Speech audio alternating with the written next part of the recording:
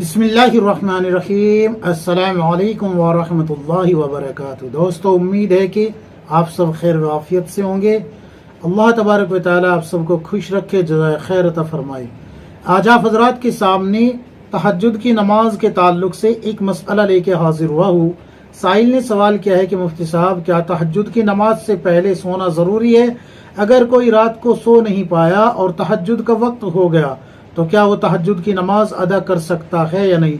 शरीयत का क्या हुक्म है? अगर आप हमारे चैनल पे नए हैं तो चैनल को सब्सक्राइब करें, वीडियो को लाइक और शेयर करें। मुख्तसर करके बता रहा हूँ।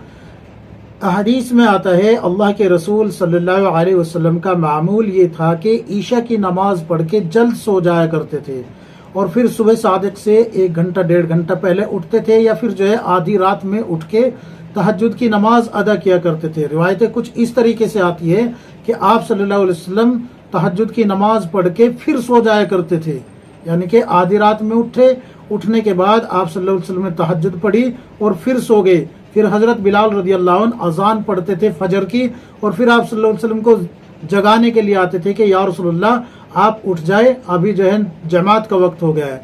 तो ये तरीका है तहज्जुद की नमाज का। अगर कोई सो जाता है तो वो एक सुन्नत जिंदा कर लेता है अल्लाह के रसूल सल्लल्लाहु अलैहि वसल्लम की। और अगर किसी को नींद नहीं आती, किसी काम में मसरूफ था, कोई और मशगूली थी उसकी, और वो रात को सो नहीं पाया, तो वो तहज्जुद की नमाज पढ़ सकता है, उसकी नमाज अदा हो जाएगी। इसमें कोई कराहत नहीं होगी, कोई कबाहत नहीं होगी। लेकिन इसको मामूल ना बनाए कि सारी सारी रात जागते रहे और दिन भर फिर सोते रहे। इसको मामूल ना बनाए। बेहतर तरीका यह है कि ईशा की नमाज पढ़े और सो जाए। एक मसला यहाँ ये भी हल हो जाएगा आपका।